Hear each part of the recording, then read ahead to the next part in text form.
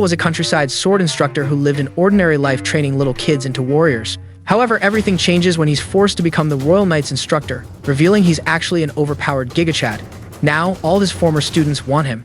One evening during lunch, Beryl's dad genuinely asked if he was straight and kept nagging Beryl to make him a granddad. He even added that he wouldn't mind if Beryl cracked any of the students, including the ugly ones. But Beryl wasn't having it. Just then, Alucia, an old student of his, suddenly dropped by.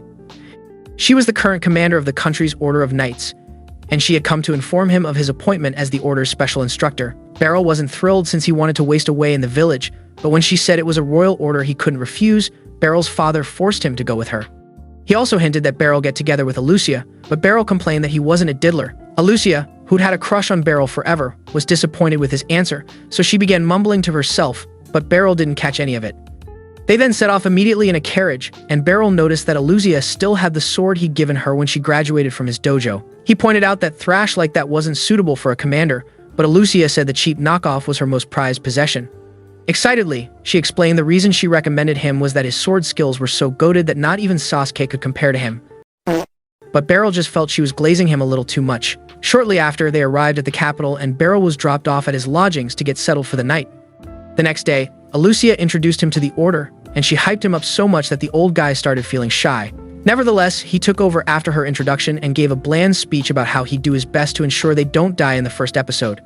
A round of applause followed his speech, but there was a Disney-looking protagonist who seemed annoyed.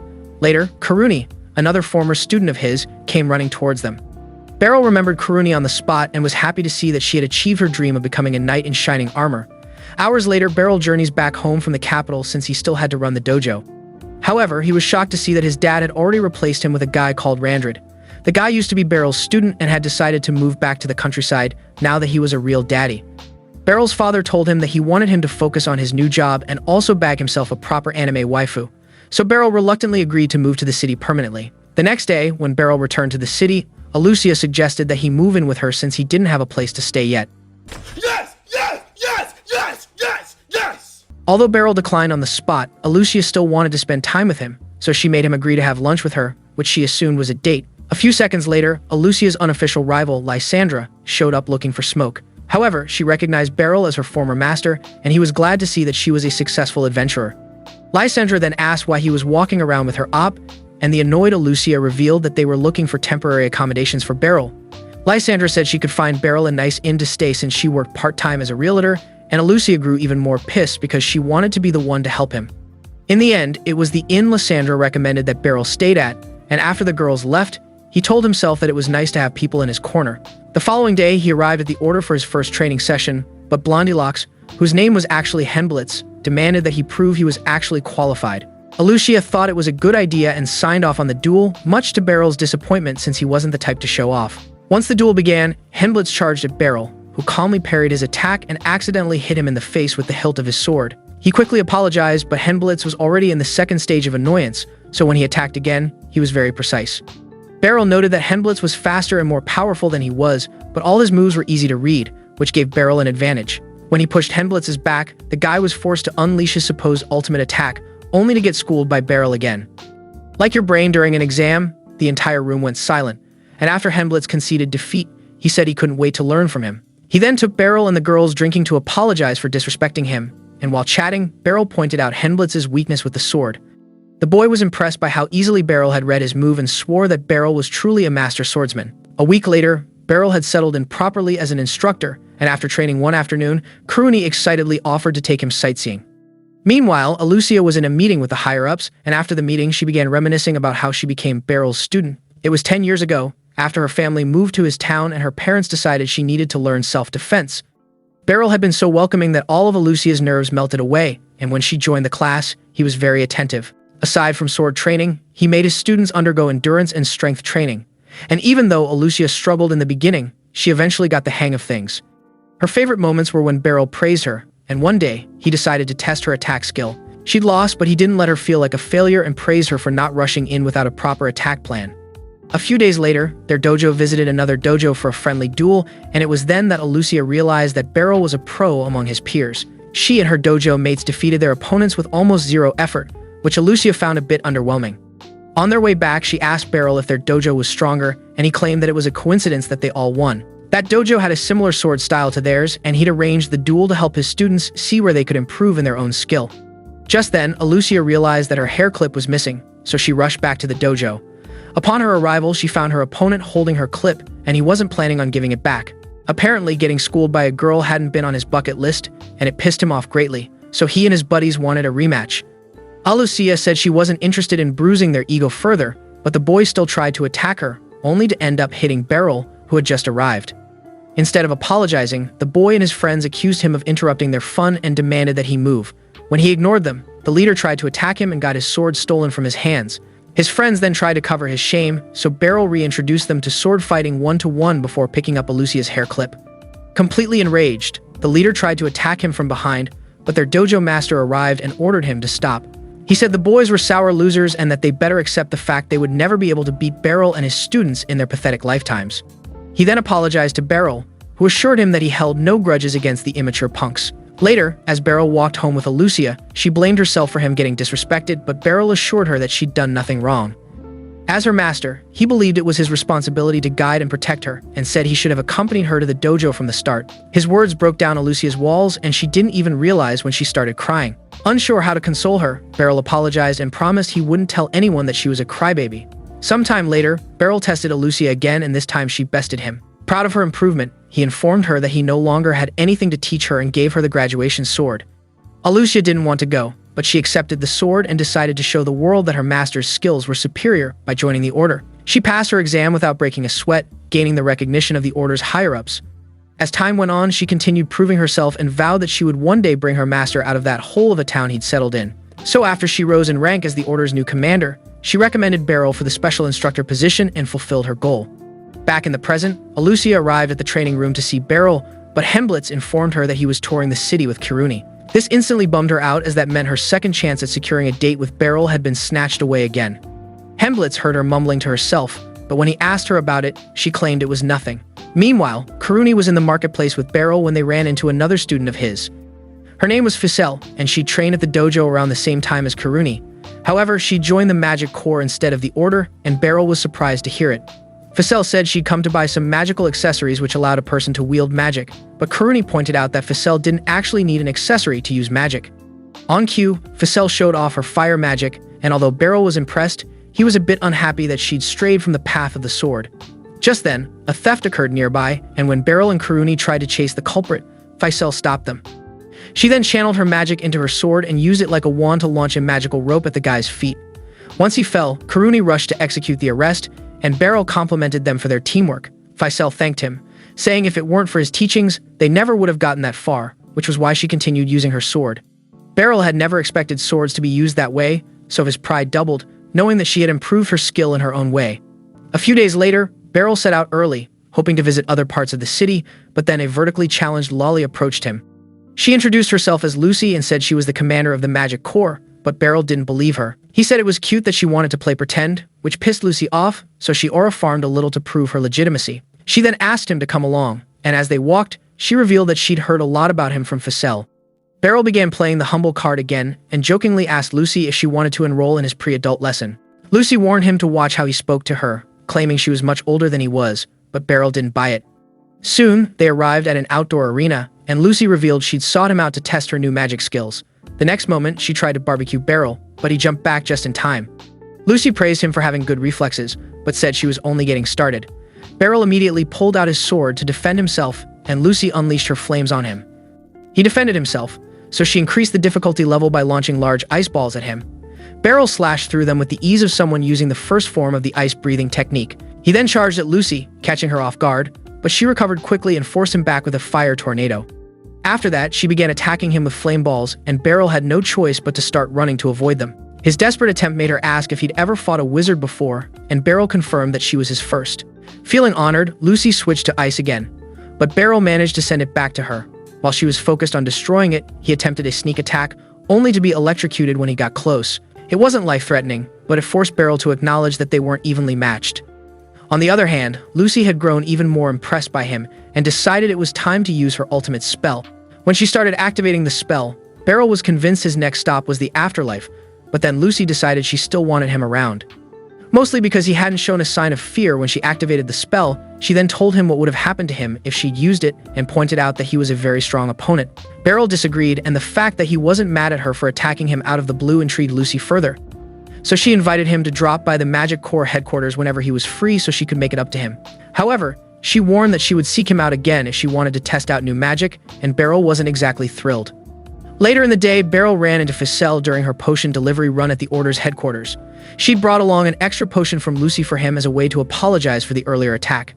Hearing Ficelle confirm that Lucy truly was her commander blew Beryl's mind, and Ficelle revealed that Lucy used magic to make herself look young. She apologized for telling Lucy about him, but Beryl assured her that she hadn't done anything wrong.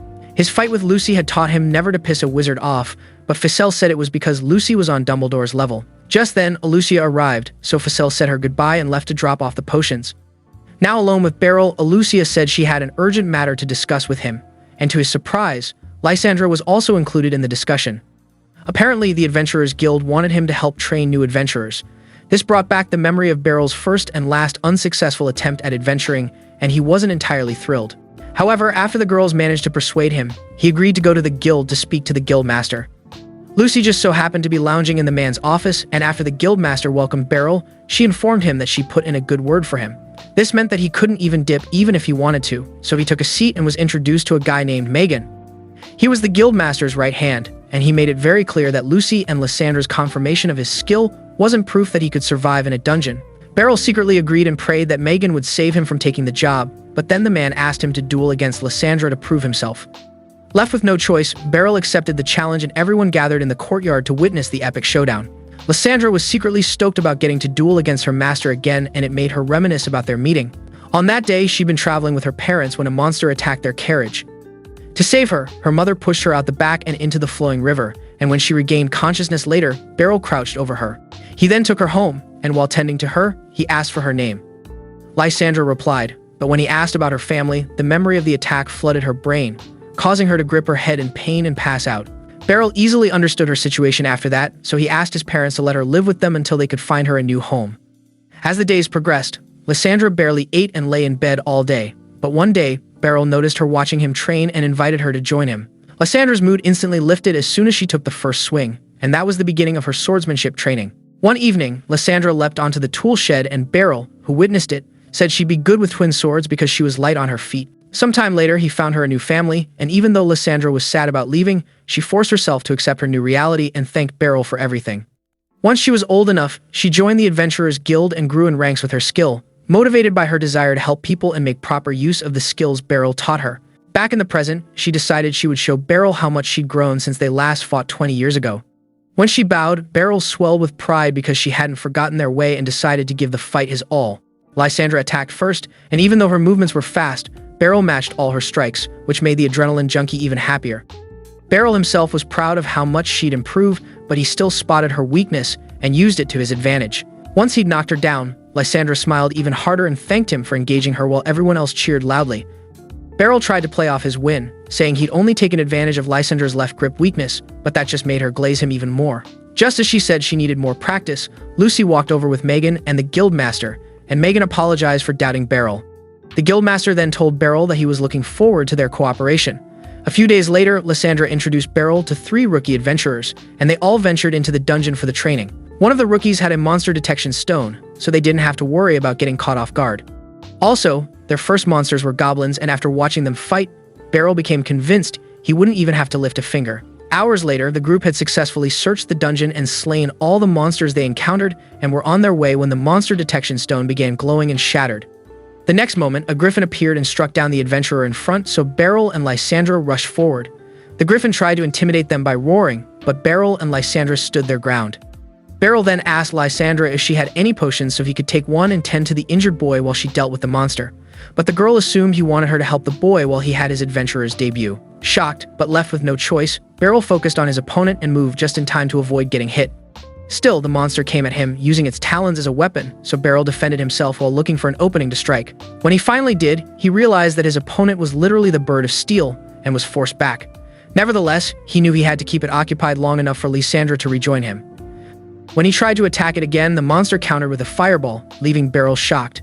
However, he recovered quickly and sliced off its tail in one swift move. Enraged, the monster tapped into its inner bull and rammed into Beryl, using its body to clear its rampage route. Beryl managed to get on top of it at one point, but it didn't appreciate being used as a donkey, so it took him on his first flight. Beryl held onto it and endured the harsh wind blowing in his face until the monster came back down and tossed him off. The only problem was that it was still very pissed, and before Beryl could react, it turned the ground into lava. The lava even made it into the dungeon, and when the rookies realized they couldn't outrun it, they screamed in terror. The sound reached Beryl, so he decided to lock in and began running the monster's fiery gauntlet. When he finally got close enough, he launched himself at it and managed to stab one of its eyes. The monster cried out and began trying to shake Beryl off, but Beryl held onto his sword, so it used its talons to break the sword instead. Just as Beryl thought he was cooked, Lysandra, the monster slayer, leapt off a nearby cliff and finished his opponent off. She then thanked Beryl for buying time and apologized for his broken sword, but Beryl brushed it off to ask about the injured rookie. Lysandra replied that he would live, and the next moment, the rookies walked out of the dungeon. Lysandra then told Beryl that the incident reminded her of old times, and he couldn't agree more. Later, at the guildmaster was surprised to learn that they had taken down a high-ranking monster, but Lysandra claimed it was all thanks to Beryl. The guildmaster then tried to recruit Beryl, but he turned him down, saying he wasn't built for the adventuring life. After leaving the office, Beryl and Lysandra stood in the courtyard discussing. Lysandra said the guildmaster had been wrong to think that being a mere adventurer was Beryl's calling and apologized for causing the disrespect. Beryl assured her that it wasn't that deep, but Lysandra insisted that it was and began glazing him like she always did. She also said she was glad she got to fight beside him in a real battle, and he told her that she was the reason they were still alive. Lysandra tried to disagree, but Beryl insisted that she start taking credit for her wins instead of always attributing them to him. The next day, Karuni offered to take Beryl to the blacksmith to get a new sword, and Alucia tagged along. She wasn't happy that she had yet to spend time with him, so she really hoped this trip would make a difference. When they arrived at the shop, Beryl was surprised to see that the owner was another former student of his. The man, Boulder, had enrolled at the dojo because he wanted to understand the way of the sword, so he could make them better. He'd been the oldest student in his class, but he didn't let that stop him, and Beryl was glad he'd achieved his goal. Boulder then asked how he could help them, so Karuni showed him her short sword, which she needed sharpened. Unfortunately, Boulder informed her that the sword was beyond saving because it had been chipped in many places.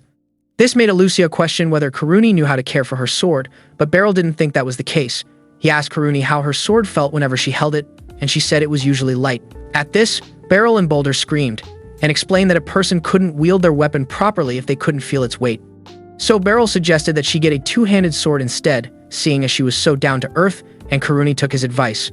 After she made her purchase, Beryl began browsing the store, hoping to find a sword for himself, but Alucia thought she'd be better off getting one custom-made.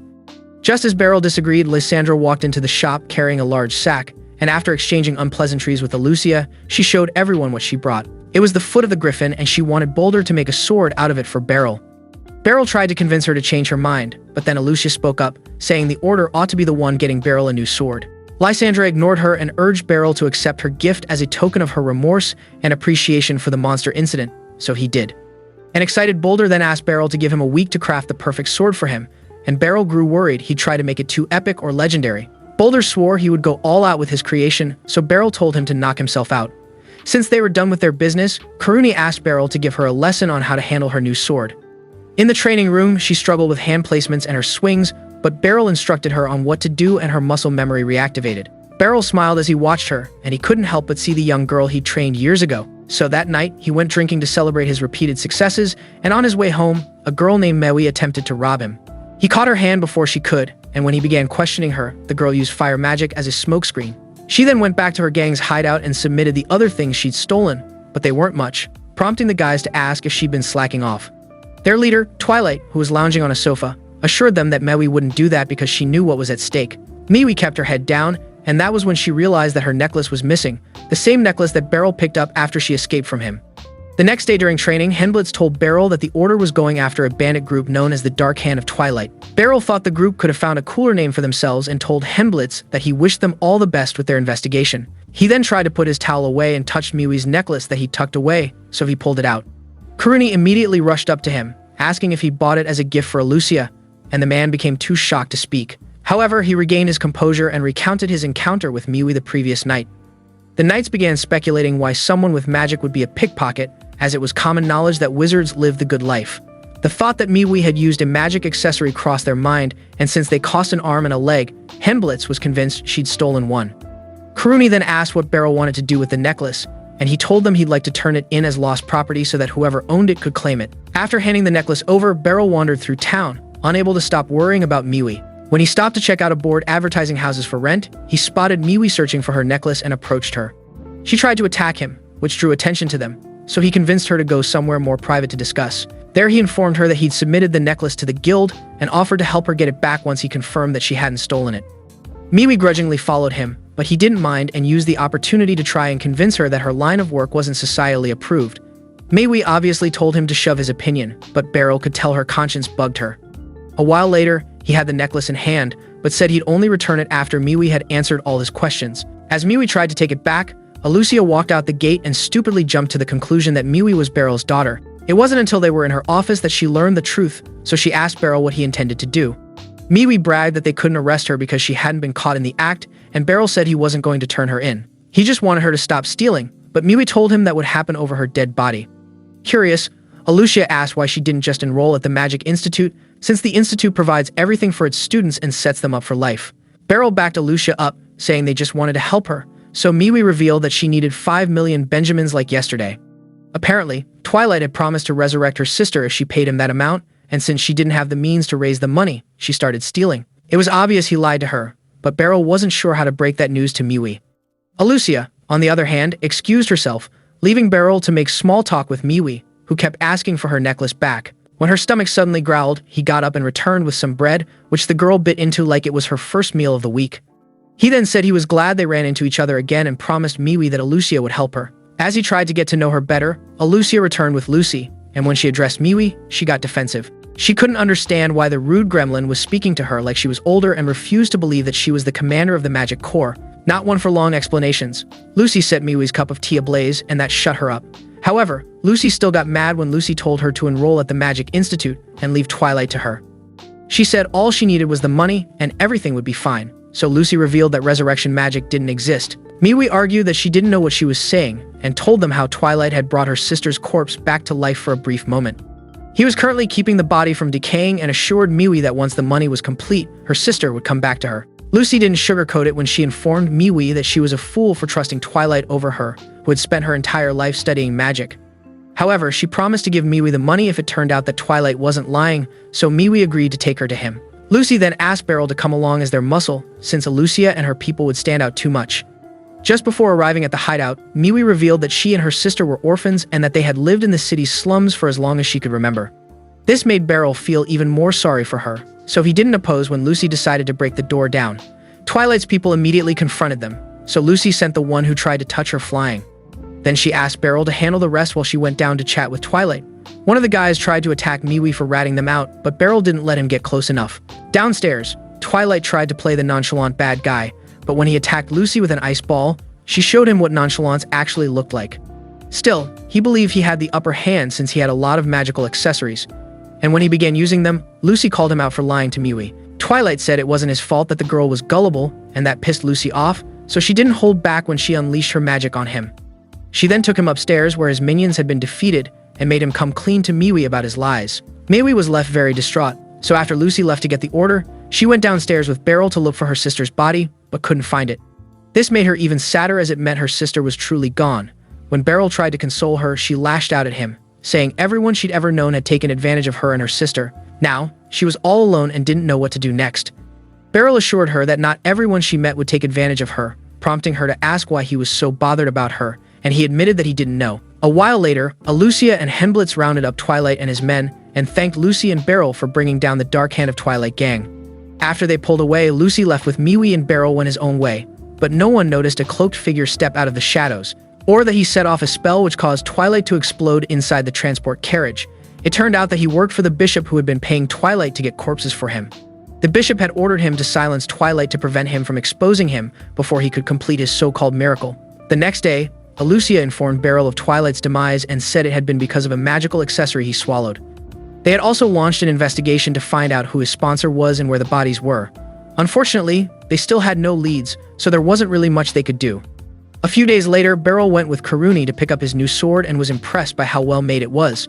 Boulder was exceptionally proud of his work and encouraged Beryl to test it out as soon as possible. After leaving the shop, Karuni suggested getting lunch, but then they ran into Lucy, who said she had an urgent matter to discuss with Beryl. She took him to her mansion, where she introduced him to a priest from the neighboring kingdom named Howlman. She also revealed that all of Twilight's magical accessories had been made in his kingdom. Howlman then added that the bishop had given Twilight the accessories in exchange for the bodies, explaining that he was attempting to perform the miracle of resurrection. According to their church's legend, the god Sphene had once performed the miracle, and now the bishop wanted to recreate the miracle. Howlman personally didn't believe it could be done, but as a man of the cloth, he couldn't openly dispute the bishop, for it would cause a stir among their followers. Still, he wanted to stop the bishop, and Beryl was his only hope because he knew the bishop would try to escape now that the order had invited him for questioning. Beryl thought of Miwi and decided he'd help bring down the bishop for her sake. As Lucy escorted him out, they ran into Miwi, who had just returned from an errand. She was dressed differently and seemed to be doing much better, but when he pointed it out, she grew tense and once again asked why he cared. Lucy said it was an adult's duty to care for the young ones, but Miwi reminded them that she tried to steal from Beryl. She couldn't understand why she'd been forgiven so easily and even given a chance to attend school when she didn't deserve it. After her outburst, she went quiet, but Beryl understood why everything was so confusing to her, so he told her to let the adults pamper her for once. She hesitated to believe him, but Beryl assured her that she wouldn't regret it and said if she felt uncomfortable taking freebies, she could always buy him dinner when she got older. He then tried to pat her head, but she smacked his hand away and told him not to tease her, so Beryl complied and bid them farewell. That night, Beryl dropped by the church, and just as Howlman predicted, the bishop was preparing to skip town. The guy who turned Twilight into a flash bomb was the first to notice Beryl, so he ordered the other holy knights to take him out, even permitting them to use the miracles they had received. Beryl expected to see something epic, but was disappointed when he realized their so-called miracle was a magic boost. He easily cut down the first guy who attacked him, surprising the remaining knights and himself by how sharp his blade was.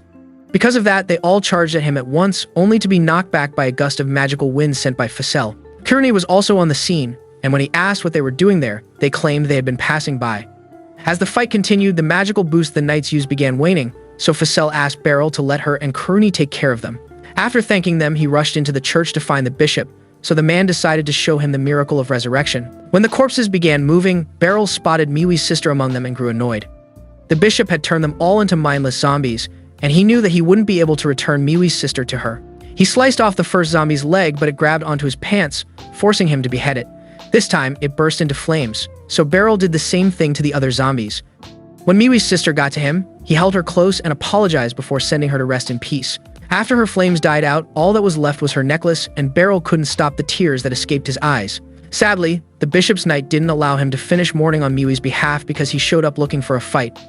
Beryl matched his strikes even though he'd boosted himself, but the guy was ruthless and managed to stab him in the arm. This only fueled Beryl's desire to take him down, so he charged at him and showed him what raw power looked like. After getting slashed, the knight admitted that he hadn't expected an old fart like Beryl to be able to keep up with him. He then stabbed himself with a smaller sword and instantly powered up again before charging at the still unfazed Beryl. As the fight intensified, Beryl struggled to keep up with the psychopath and got cut a lot, but he didn't let that deter him. When the opportunity presented itself, he skillfully evaded the guy's sword and landed 2 fatal strikes on him. Still, the knight refused to stay down and continued fighting Beryl even though he was basically a human sprinkler. Beryl urged him to stop, but he said he didn't mind laying down his life for the miracle, and just as he attempted to strike Beryl, his arms gave out. He then fell on his knees and used his dying breath to tell Beryl that he wouldn't understand. Beryl stared at his lifeless body for a while and agreed that he would never understand why anyone would do something so foolish. When he finally stepped out of the church, he saw that the girls had captured the bishop, so he thanked them for the assist before turning his attention to the bishop. The man said it was a shame that his knight had lost, but he felt no remorse whatsoever. According to him, his capture meant nothing, and unless the Church of Sphene gained more power, their kingdom and the entire world were doomed. The following day, a disheartened Beryl met Lucy and lamented his inability to help Miwi like he wanted to. Lucy didn't try to console him and asked him to come with her so she could give him his reward. To his surprise, she took him to her old house and told him it was now his. When they walked inside, they met Miwi sweeping, so Lucy asked her if she'd made up her mind.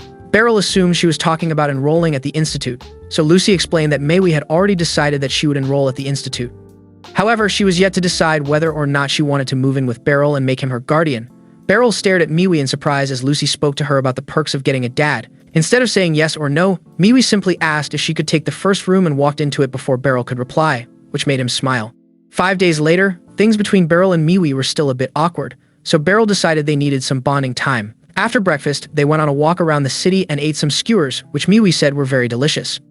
After that, Beryl took Miwi to the theater as he'd lived his entire life in the countryside and never got to experience the masterpiece that was Shakespeare.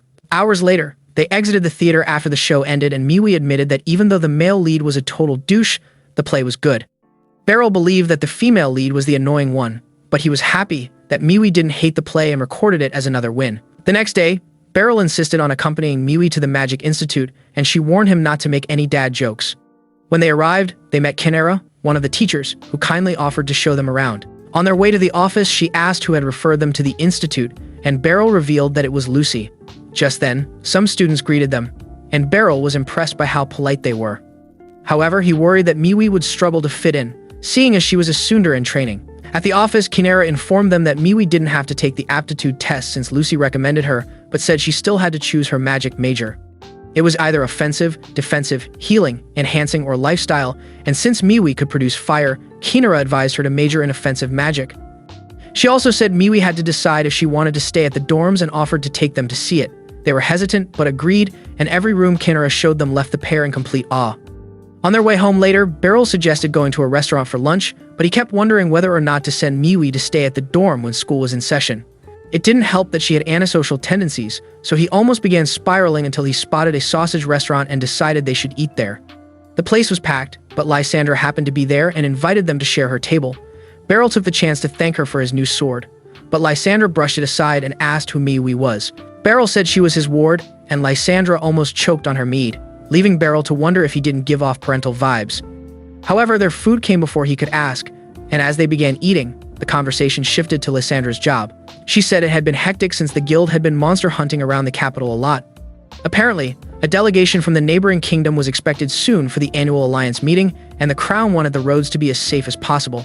After lunch, Beryl asked Miwi to head home alone because he still had to drop by the Order's headquarters. However, he suddenly got an idea and asked Lysandra to give Miwi a pep talk, so she wouldn't be so nervous about attending the Magic Institute. Instead of doing that, Lysandra chose the intimidation route and got pissed when Miwi referred to Beryl as an old man. Beryl quickly intervened, and Lysandra apologized for losing her cool, saying she just didn't like when Beryl's greatness wasn't acknowledged. Miwi shyly admitted that she knew how strong Beryl was, and when he argued that he wasn't, the girls ignored him. They then came to a silent agreement, and after Miwi left, Lysandra told Beryl that she had potential, prompting the dorm issue to crop up in his mind again. So, when he met Alucia later, he asked for her opinion, but the only thing Alucia heard was that he was currently living with Miwi. Beryl explained that it was because he was Miwi's guardian, so Alucia relaxed a bit.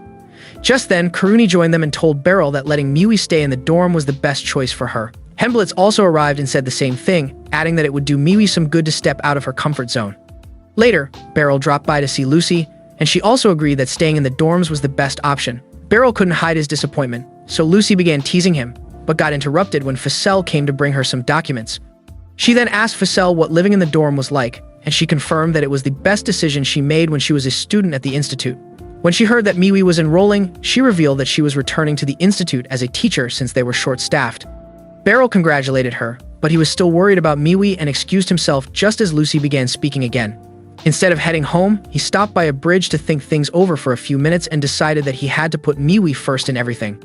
When he arrived home later, Miwi asked him to come to her room because she'd been hearing sounds coming from her drawer. Beryl listened carefully and confirmed that the sound was coming from behind the drawer, so he moved it out of the way. Not surprisingly, they discovered a hole, and the 3 rats occupying it came out to greet them. Beryl immediately opened all the windows and doors and then grabbed a broom to chase the rats out. Miwi told him to leave them alone since she was used to living with rats, but Beryl insisted they had to go. He said he didn't want to risk her falling sick, catching Miwi off guard by how committed he was to being her parent. Beryl managed to chase one of the rats out the door, but the other 2 kept playing the catcher game with him, so he decided to use his jacket as a net. When that failed, he flipped the table over and it trapped one of the rats, allowing him to catch it and toss it outside. The last rat was the hardest to catch, and Burley chased it all the way to the bathroom, where it kept giving him the slip. It would have escaped if Miwi didn't block its path with her flames, allowing Beryl to catch it. Later, he put a rat-repelling ball in the hole and returned the dresser after assuring Miwi that her room was now hers alone. He then went to prepare dinner, but was surprised when Miwi came to help him. As they worked, it dawned on him that they now had a kind of bond, and he felt sad that she had to move into the dorm. But he consoled himself with the fact that she would come home during the holidays. During dinner later, he thanked Miwi for helping out, and she told him that she'd done it because she wanted to improve her cooking. Beryl pointed out that she wouldn't need cooking skills at the dorm since they provided meals, and Miwi replied that she wasn't moving into the dorm. He tried to convince her that it was the best option for her, but she shot down all of his points and said he wouldn't survive without her. She also said she'd miss his cooking, so Beryl smiled and promised he'd cook anything she wanted, causing her to complain that he was being such a dad. A few days later, Alucia approached Beryl in the training room and told him that they were going shopping for clothes the next day. Beryl, Henblitz, and Kuruni all looked at her like she was crazy, so she tried to explain herself. When she mentioned the delegation, Beryl told her that Lysandra had briefed him already, causing Alucia to complain that she'd been bested again. However, she still explained that the order had been charged with guarding the dignitaries, and Beryl assumed members of the church would be included. Henblitz explained that it was just the royals and their parliament, and Alucia said she wanted Beryl to meet both royal families. Kuruni exclaimed that it was a good way to boost his recognition, and Henblitz agreed. Beryl tried to back out, but Alucia reminded him that he had his position because of the royal family. She then circled back to the issue of clothes, saying he has to look his best when he meets them. So, in the end, and at Alucia's insistence, Beryl agreed to go shopping the next day. After she left, Kuruni and Henblitz couldn't help but wonder whether Alucia only saw Beryl as her master. That evening, when Beryl returned home, Miwi informed him that a package had arrived for him, which was surprising as he hadn't ordered anything. However, after seeing that the box contained female clothing and reading the note, he realized it was from Halman, so he asked Miwi to pick the ones she liked.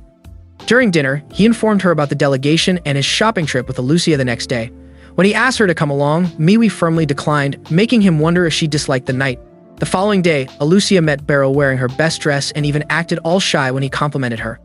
As they began walking, they didn't notice that Kuruni and Henblitz followed them so they could confirm their suspicion. Alucia took Beryl to a high-class store in the heart of the city and completely ignored his complaints that he was too broke to be there. The store's manager was on friendly terms with Alucia, and he assured her that they had the right outfit for Beryl. She then began looking through the clothes and picked an outfit that Beryl felt would make him look like he kissed peaches for a living. He quickly talked her into dropping it and fortunately found something much simpler to wear. Alucia disliked it because it was very plain, but Beryl insisted that he wanted it, so she asked the manager to hold on to it for them. After they left the store, she suggested that they get some lunch, and when Beryl agreed, she was very happy. From their hiding spot, Kuruni told Henblitz that sparks were flying between the two, but he didn't see it. Later at the fancy restaurant Alucia took Beryl to, she couldn't stop herself from giggling at the idea they were on a real date. When Beryl asked if she was feeling okay, she quickly composed herself and began eating. Behind them sat Kuruni and Henblitz, and they noted that Alucia seemed more alive than usual. When Kuruni mentioned that it was a date, Henblitz asked if they also looked like they were on a date, and Kuruni said he was talking nonsense. Later, as Alucia and Beryl walked back, he thanked her for getting him the outfit, and she thought back to the day he helped her retrieve her hair clip. She then mumbled something under her breath but refused to tell him what it was before bidding him a good night. Kuruni and Henblitz were still watching them, but Henblitz decided to approach Alucia, despite Kuruni telling him not to. Alucia wasn't even surprised to see him or hear that he'd been following her, and said she hadn't done anything to be ashamed of. Henblitz then asked what Beryl was to her, and Alucia stayed quiet. The next day, during training, Kuruni approached Henblitz and apologized for running away when he approached Alucia. Henblitz told her that it was fine and even said he hadn't ratted her out as his partner. Just then, Alucia approached them, but Kuruni ran off because she was still feeling guilty about her involvement in the failed spy mission. Henblitz managed to cover for her, but was suddenly drawn back to Alucia's answer to his question. She had told him that she just wanted to make Beryl happy and walked away without telling him anything else. When he snapped back to the present, Alucia told him that she had come to challenge Beryl to a duel. She said it was so she could further convince everyone of his capabilities, but Henblitz felt there was something else, so she admitted that she intended to confess something to Beryl if she managed to beat him in the duel. Henblitz didn't say anything until after she walked away and Kuruni appeared at his side. The girl was sure Alucia wanted to confess her feelings to Beryl, and Henblitz wondered if Beryl would turn Alucia down. A few moments later, Beryl arrived, and even though he was surprised when Alucia laid down her challenge, he accepted it. As they stood facing each other, Beryl wondered if he'd actually be able to beat Alucia. As though reading his mind, Alucia told him that her peers had nicknamed her the lightning-fast Alucia, and he asked her to show him why. When she attacked, she was very fast, but Beryl defended himself, which wasn't something anyone else could have easily done. Alucia tried 2 more times, and Beryl still blocked the attacks even though his reaction time varied. When she began pushing him back, Beryl noted that her skills were far beyond those of someone who spent the entire day doing paperwork. So he decided to start playing offense, leaving Henblitz and Kuruni wondering who would be the victor. It was a very close match, but at the final moment, when Alucia moved to land the final strike, Beryl pulled her to the floor using her cape. Alucia couldn't believe she'd lost in that manner, and even Kuruni said it was an unconventional win. But Henblitz reminded her that in a real battle, things weren't always so straightforward. Meanwhile, Beryl helped Alucia up and gave her some tips on how to avoid such a situation in a real battle, so she thanked him. After he left, her minions approached, and Karuni asked if Alucia had intended to confess her feelings to Beryl if she won the duel. Alucia told her not to be absurd and claimed that she wanted to ask him to buy her a dress. Karuni immediately apologized for her assumptions and left, but Henblitz stayed back because he knew Alucia had lied. Instead of denying it, Alucia said she only wanted Beryl to be happy and that she didn't care if she wasn't the one responsible. That night, Beryl told Miwi about the duel, and when he began talking about how much he enjoyed it, Miwi told him that Alucia liked him. She tried to prove it, but Beryl cut her off, saying she was imagining things and that he was just Alucia's master. He also pointed out that he was way older than Alucia, but Miwi told him that he was just in denial. Days later, while the new father and daughter duo were having dinner, Beryl noticed that Miwi had a sack next to her and asked what she'd brought back from school. Miwi pulled out her new uniform and books, explaining that they had been loaned to her and she had to return them upon her graduation. A bag was the only thing missing, but Miwi said she didn't mind and that her sack was enough. Beryl disagreed and insisted that he would get her a proper bag before she officially resumed at the institute. The following day, Lysandra was informed by the guild master and Megan that they needed her to complete a quest that some platinum-ranked adventurers couldn't. From their expressions, it was obvious that it wasn't an easy quest, and before she could respond, someone came to inform her that she had a visitor. Meanwhile, Beryl went shopping for a bag for Miwi, but he wasn't prepared for how expensive they were.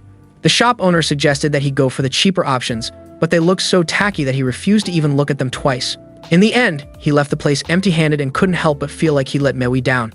His salary was barely enough for the household expenses, and he realized that they would need more money in the near future. As he turned to walk away from the bridge, Lysandra suddenly appeared before him, and she also looked like she had a lot on her mind, so he asked her about it. Lysandra said that her new quest was one she didn't think she could handle and asked if he'd like to help her out. Beryl began constructing his excuse, but changed his mind when Lysandra mentioned that he would be rewarded for his services. The following day, they set off on the quest, and Lysandra told him that it had come from a member of the royal family. Apparently, they were to capture a horse which was to be presented to the royal family of the neighboring country. Beryl thought it was a weird request, but said he was glad that he could benefit from it. He explained that his financial situation had hit rock bottom recently, so he needed all the side gigs he could get. Lysandra told him that she was glad she could help him and revealed that he wasn't the only person who was seeking another source of income. However, she didn't tell him who the other person was, and soon they arrived at their destination. The adventurers who were there told Lysandra that they had the animal cornered, so she asked them to focus on securing the perimeter. She then handed Beryl some tools, and after getting ready herself, they set off into the forest to search for the horse. According to Lysandra, it was a rare horse, and it had evaded capture so many times and outsmarted a lot of high-ranking adventurers. It was one of the reasons she had been hesitant to take the job, but having him with her had boosted her confidence. Soon, they arrived at a lake and noticed fresh hoof tracks, so Lysandra pulled out her map. She confirmed that there was another lake nearby and speculated that they would find the horse there. As they walked there, Lysandra suddenly asked how things were between him and Miwi. Beryl said they were good but admitted that he sometimes didn't understand her. Lysandra said that was normal and reminded him that she wasn't the first young adult he'd lived with. Beryl tried to argue that it wasn't the same since Lysandra had been much younger when she lived with him and that his parents were also there. But Lysandra disagreed and assured him that he and Miwi would be just fine. Just then, they arrived at the lake, so she told Beryl that they were going to divide and conquer. After she explained her plan, Beryl worried that using arrows would hurt the horse, but Lysandra showed him that she'd padded the arrow tips in advance. They then split up and waited patiently for the horse to show up. Beryl couldn't get over how majestic the horse was and finally understood why everyone wanted to have it.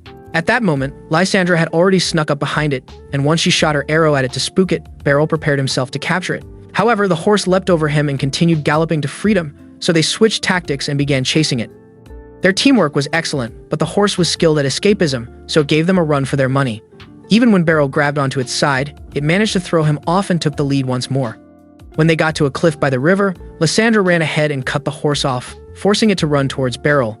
However, it jumped onto a higher spot, which suddenly collapsed into the river below. Beryl jumped after it without thinking, and by the miracle of plot armor, they landed on a rock. The horse began neighing and stomping around as if throwing a tantrum, so Beryl had to reassure it that he meant no harm. He then assessed their situation properly and decided that the only way off the rock was to cut down the tree. While walking across it, Beryl slipped, but the horse saved him, and once they were safely on the other side, Lysandra rushed to them. She commended Beryl for taking the horse, but Beryl claimed it was probably just tired of being chased. A while later, they were back in the city, and the guildmaster thanked Beryl for retaining the guild's honor. As always, he brushed the added compliments aside and happily took the reward money when Lysandra handed it over. After the guildmaster left, Beryl admitted that he was jealous of Miwi, but said she would keep rooting for her because she was a good person. Beryl didn't understand why she'd said that, and Lysandra didn't give him context. She just urged him to go home, saying something good awaited him, so he dashed off. However, he made sure to purchase the bag he'd checked out at the store, and when Miwi returned home, she was thrilled. She believed she was fine without a bag, but having one now made everything much better. Beryl then asked what she brought home, and she surprised him by pulling out a ceramic mead mug. She said she'd bought it because his wooden one was chipped and revealed that Lysandra was the one who helped her get a part-time job. This made Beryl understand what Lysandra had said earlier that day, so he gladly used the mug and thanked Miwi for buying it. The following week, Beryl accompanied Miwi to her first school pickup even though she acted like she didn't want him around. She was secretly pleased that he was there. After she left, he went to work and was in the middle of a discussion with Karuni when Alucia arrived. She informed him that the commander and vice commander of the Holy Order of the Sphene Church had arrived, and she wanted him to meet them. Beryl agreed because he was still convinced other members of the church were in cahoots with the bishop and just needed to get close to them. However, he hadn't expected the Holy Order's vice commander to be Rose, another former student of his. Rose went to him excitedly, so the jealous Alucia demanded to know what their relationship was. Beryl explained that Rose had trained at the dojo for a year and a half, but that didn't change how Alucia felt about Rose clinging to him. After they settled down to chat, Alucia asked Rose's commander, Gatoga, about his former vice, and he replied that it was a long story. Henblitz quickly hijacked the conversation, asking what other reason Gatoga and Rose had for coming ahead of the scheduled visit, aside from scouting. Gatoga explained that Rose had never been to their city before and he wanted her to get familiar with it. Alucia offered to assign one of her knights to act as their tour guide, but Gatoga declined, saying they could manage. Rose voiced her disagreement, saying she wanted Beryl to be her tour guide, and Alucia began trying to bore a hole in Beryl's head with her heated gaze. Later on, Beryl ran into Rose on his way home, but it wasn't coincidental, and the girl asked him to give her the tour. Beryl wasn't surprised that she found a way to get what she wanted, so he agreed. During their walk, he asked how long she'd been in the Holy Order, and Rose said she joined just after leaving his dojo. It was Gatoga's idea, and she'd gone ahead with it because she had nothing better to do anyway aside from traveling. Beryl told her that traveling was a good way to gain experience, and she elbowed him, saying he never went anywhere. Beryl agreed and revealed that his appointment as special instructor hadn't even been his idea. Rose said it didn't matter since he had always been a good instructor and that the days she spent at his dojo were the best. This prompted Beryl to ask how her promotion had come about, and Rose admitted that she hadn't expected it to happen. They needed someone to fill the role urgently and thought she was the right fit. Something about the way she said that got Beryl curious, but Rose wasn't interested in spilling more tea than she already had. When they got to the marketplace, Rose told Beryl that the city was beautiful and that she was tempted to move there.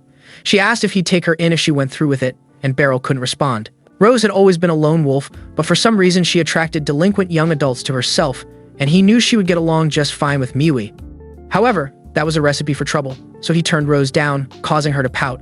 She then told him that she had to leave, and he bid her farewell, saying he was glad they got the chance to catch up. A few days later, Beryl picked up his fancy clothes from the shop and decided to wear them home so he could familiarize himself with poshness. When he arrived home, Miwi didn't exactly exclaim in surprise, and when he asked if he would look good rich, she turned away, saying meh. At this, Beryl wondered if he really looked that bad and decided to get changed since Miwi said dinner was almost ready.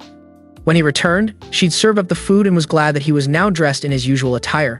During dinner, Beryl asked Miwi how school was going, and she replied that she was tired of it. He assumed she was getting bullied, but she explained that her classmates had been dragging her everywhere they went, which she found exhausting. That day they had gone to the library and recommended some books to her, but Miwi wasn't good at reading. So she shyly asked Beryl if he could teach her to read, and the man screamed, "Aye aye, Captain." The following day, Alucia briefed her knights on how they were to guard the royals. She, Henblitz, and Beryl were going to be the princess's personal detail, and she expected everyone to be on alert. Beryl was nervous about meeting royalty and almost embarrassed himself when Princess Salacia addressed him later. Thankfully, Salacia didn't notice and said she'd heard a lot about him from Alucia, making him wonder just how overpowered Alucia had painted him out to be. Just then, the prince of the other kingdom arrived with Rose and Gatoga in tow, and as Beryl watched his interaction with Salacia, he couldn't help but get major simp vibes from the guy. Eventually, the royals got into one of the waiting carriages while Beryl got into the second one since he was the decoy. Rose was one of the people guarding that carriage, and when she asked if he wanted some company, Beryl politely declined for sanity reasons. As the entourage moved around the city, Beryl was impressed by the fact that the knights were everywhere but almost dozed off from boredom. Suddenly, the carriages halted, and he assumed something had happened, only to learn that the royals wanted to get a hair accessory they spotted in one of the shops. The knights then made sure to clear the area and stood guard outside the shop, but the people still waited, hoping to see the royals. When Salacia and the prince finally came out, Beryl sensed a murderous presence, but it vanished almost immediately, leaving him very unsettled. So later, while the royals were having lunch, he approached Alucia and Henblitz to tell them about it, and Alucia asked Henblitz to reorganize security. The next stop for that day was the theater, and as the royals stood waving at the people, some cloaked individuals broke out from the crowd. The knights immediately went on guard and charged at them, but Beryl realized those guys were just decoys. The real assassins were descending into the square using ropes, and they had some devices with them. The royals were immediately escorted inside, and once the square was filled with smoke, each knight took an opponent. Beryl's opponent was skilled, and when he blocked his attack, he noticed that the tip of his sword was laced with poison. He immediately alerted the others, whose annoyance grew at the added inconvenience, since they still had to capture them alive. So while Henblitz's opponent threw a substance in his face to blind him momentarily, Beryl's opponent decided to fight dirty by throwing in a few punches. So Beryl returned the favor, and after disarming him, he slashed his leg so he couldn't move again. Back with Henblitz, he didn't let his lack of visuals slow him down, and after relying on his other senses, he took down his opponent. Alucia's opponent could barely keep up with her, so he tried to pull her down using her cap. Unfortunately for him, Beryl had taught her how to counter that move, so she defended herself and slashed him up nicely. Gatsuga and his opponent were evenly matched, but he managed to back the guy against a pillar and pulled off his mask. To his surprise, it was someone he knew, so the guy used his momentary confusion to escape into the crowd. Rose was the last one to take down her opponent, and Beryl was surprised to see that she finished him off. He then turned his attention to Alucia and Henblitz, who approached him so they could question those they had captured. But the men bit down on something and unalived themselves, shocking all of them. On the other hand, Gatoga couldn't help but worry about the guy that got away, so when Beryl approached him, he apologized for his slip-up. Eventually, Alucia decided to leave Henblitz in charge of the scene while she and Beryl escorted the prince and princess to the palace. During the ride, she admitted to Beryl that she didn't know what to do next. There was no guarantee that those who escaped would be caught, and their only leads had taken the coward's route out. Beryl agreed that things weren't going to be easy, but kept his opinion to himself. After they dropped off the prince and princess, Alucia asked Beryl to go ahead, and since Rose also wasn't needed, Gatoga dismissed her. Beryl had expected her to want to tag along with him, but she surprised him by walking away, so he also said his goodbyes. When he arrived home, Lucy was there drinking tea, as she'd come to get the details of the attack from Beryl. Curious, Beryl asked why the Magic Corps hadn't been part of the royal security detail, and she told him that they had been working behind the scenes. Miwi took this as her cue to leave, so she told them she was going shopping and would be back in an hour. Once she was gone, Lucy explained that the crown hadn't wanted to stir up trouble. Apparently, having magic users in the same space as those who believed only God performed miracles wasn't a good idea. She also speculated that those who attacked them at the theater were from this fiend-worshipping kingdom, and Beryl went silent. Meanwhile, Alucia was just finishing up her security check when Rose suddenly showed up, claiming she was looking for Gatoga. Alucia explained that he was in a meeting with the royal officials. They were trying to decide how security would be for the prince and princess's outing the following day. Rose then asked if they had changed the location, which made Alucia suspicious, but Rose explained that she just wanted to familiarize herself with the area. She asked Alucia to tell her more, stating that she knew the place better than Gatoga, so Alucia agreed. Back at Beryl's house, he questioned why Lucy suspected the attackers were from the visiting kingdom, and she told him that her Howlman was her source. According to him, there was a power struggle happening in their kingdom between the church and the royals, and things were escalating fast. Beryl curiously asked which group had the most advantage, so Lucy broke it down for him. The Pope was the person with the most authority since the kingdom was a religious one, and even though the king had more political power, he still had to abide by what the Pope said. However, the attack on the prince made her believe that the church was trying to seize all the power for itself. Beryl pointed out that the kingdom had another prince who could take the throne, and Lucy revealed that the guy was a devout follower of the church. Elsewhere in the city, Alucia finished telling Rose everything she wanted to know, but when she tried to leave, Rose said she wanted to chat about Beryl. Alucia immediately sat back down and listened attentively as Rose recounted how she'd met Beryl while traveling and fell in love with his fighting style. When she finished, she asked Alucia to tell her about how Beryl was when he was younger. Alucia didn't hesitate, and in no time she was immersed in her story about Prime Beryl. When she realized that she had entered glazing mode, she quickly apologized to Rose, but the girl said she didn't mind. Just then, Rose noticed a young boy standing alone, so she approached him to ask if he was lost. The boy confirmed that he was, so Alucia suggested taking him to the guard room, but Rose said they didn't have to. She believed his mother was nearby because his clothes were still neat and he hadn't started crying yet, so she asked what his name was and details about his mom. The boy said his name was Ritter and that his mom was dressed in red and had long hair like Rose. Alucia then suggested they split up to look for the woman, but Rose started screaming and calling out for Ritter's mom. She urged Alucia to do the same, and the knight complied even though she felt a bit embarrassed. Back at Beryl's place, he told Lucy about the assassins unaliving themselves and said it had reminded him of the bishop's night. The link made it impossible not to believe the church was behind the attempt, and he speculated that things would only get worse. Lucy tried to add her 2 cents, but then Miwi returned, so she told Beryl that she'd see him another time. In the city, Rose and Alucia finally reunited Ritter with his mom, and Alucia praised Rose for how well she handled the situation. Rose revealed that she spent a lot of time with young boys and girls because her family always made donations to orphanages. Her kingdom also prided itself on taking care of the young ones, so she saw it as part of her duty to always help them. Alucia then said she had to return to her duties, so Rose bid her farewell and promised they would get another chance to talk about Beryl. The next day, Alucia shocked Beryl when she announced that the prince and princess were going to proceed with their outing. After her official address, she explained to Beryl that it was the prince's idea and both kingdoms had agreed to it. A short while later, the royal entourage left the palace, and this time, Karuni was with them. However, they hadn't gone very far when Gatoga pulled Beryl aside and revealed that the escaped assassin was his former vice commander, Hinnis. He asked Beryl to let him handle Hinnis if he showed up again, and Beryl agreed after confirming that he revealed the truth to Alucia. A while later, they arrived at the agricultural district, and the royals got out of the carriage to go inspect the crops up close. All the knights were on high alert during this time, and just as they were about to move on, an arrow flew past the prince's head. However, more quickly followed, so Beryl and the knights began deflecting them to protect the royals. When the assassins came out to play, Beryl and the others didn't hold back, and things got bloody quickly. Unfortunately, the assassins kept popping up out of nowhere, so Beryl asked Alucia to escort the royals back to the carriage. That way they'd be easier to protect, and he could fight more freely. Alucia was hesitant to leave him on his own, but Beryl assured her that he would be fine, so she rounded up her soldiers. A few minutes later, an exhausted Beryl was walking through the forest when he ran into Rose. She commended him for surviving the ambush, and Beryl claimed it hadn't been a challenge.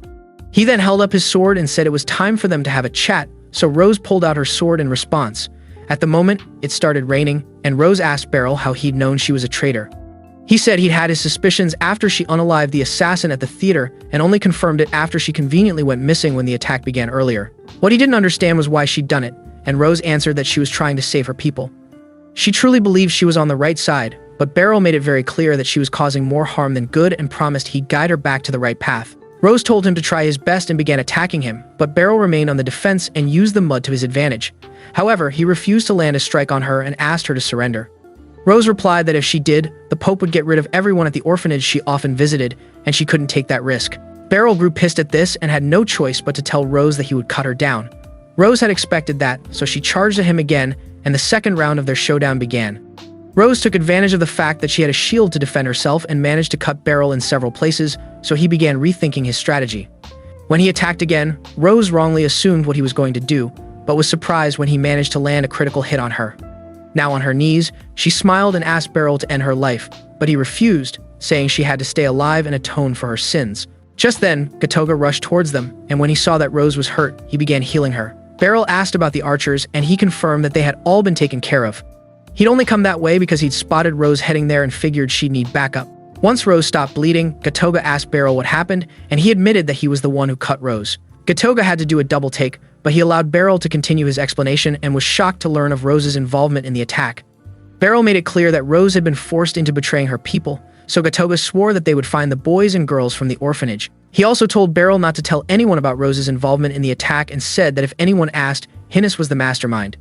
The punishment for traitors was death, and Beryl pointed out that Gatoga could face the same fate for covering up the truth. Gatoga replied that he had to do whatever he could to protect Rose because she was his younger sister, though they weren't related by blood. Rose confirmed it and asked Beryl if he liked the plot twist, and Beryl replied that each one packed a different punch. He then asked Gatoga which side he was on, and the man admitted he was on the prince's team. As for Rose, she said she didn't trust the church or the crown, and somehow, the conversation shifted to the bishop. According to them, the royals had punished the man for a crime he didn't commit, but Beryl confirmed that the bishop had been very guilty. He gave them the details of his resurrection plan, and Rose struggled to believe it. Beryl sympathized with her, but urged her to rethink whether or not she wanted to continue believing in the Pope. He also asked her to use her strong will for good, and Rose broke down into tears. However, she swore to Beryl that she wouldn't die until she'd witnessed true justice prevail. Gatoga then picked Rose up, and Beryl asked him to take good care of her, which he promised to do. Rose thanked Beryl for setting her straight, and he laughed, saying it was his duty as her teacher. Meanwhile, Alucia and her gang were barely holding on after defeating the remaining assassins, and just as she ordered them to stay on alert, Beryl returned. They thanked him for giving them a fighting chance, and Beryl told them that they could rest easy. He also informed them of Rose's injury and said that Gatoga had taken her to get treated so they wouldn't be worried. Days later, while Beryl was discussing with Alucia, Kearney, and Henblitz, a letter arrived from the palace.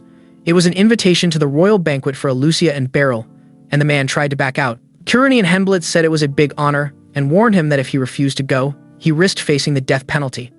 That scared Beryl so much that he agreed to attend the banquet and kept praying he wouldn't mess things up for Alucia. When the king and princess arrived, Alucia thanked them for the invitation, and the king said it was the least he could do to thank them for protecting his daughter. The princess also thanked the pair, and when the dinner was served, Beryl couldn't believe how fancy it was. When he tasted the wine, his reaction made Salacia laugh, drawing the king's attention to him. The man said Salacia had told him that he was the reason she was still alive, and Salacia took that as her cue to start retelling the tale of Beryl's epic showdown with the assassins. Beryl tried not to cringe from embarrassment, and thankfully the king took over the conversation, saying Salacia was set to marry the prince. However, he didn't want her to be alone in a foreign kingdom, so he was putting together a personal elite guard squad to protect her around the clock and wanted Beryl to join them. Beryl broke out in cold sweat because he didn't know how to tell the king he didn't want the job, but then Alucia came to his rescue. She told the king that Beryl was a valuable asset to the order and, by extension, the kingdom, so it was advisable to keep him around. This easily convinced the king to rescind his offer, but he told Beryl that he expected great things from the master swordsman himself. Beryl was shocked by the title because, despite his skill, he still hadn't defeated his father and believed the king was wrong. But Alucia agreed with the king and even started crying, saying she was happy Beryl was finally being recognized. When Beryl returned home later, he showed Miwi the glass plate he'd been given at the palace and said it was too fancy to use or store away. Deciding to deal with it later, he asked Miwi for some food because apparently rich people's food wasn't as filling as he'd thought. While they ate, he told Miwi that the king had acknowledged his skills, and she excitedly said he deserved it. Her praise made Beryl smile, so he decided to be insufferable for a moment, and Miwi started complaining. The next day, while Gatoga and Rose were on their way to their kingdom, they didn't notice they were being followed. Meanwhile, Beryl's father received the glass plate and a letter from Beryl, which he showed to Randrid. They were both happy that the king and his father had recognized Beryl and said he couldn't wait to see the day when Beryl would truly become a master swordsman. That's all for now, but do you think Gatoga and Rose would survive the ambush, and would Alucia finally stop simping over Beryl? If you got this far and enjoyed the video, you should definitely check out this next video right here.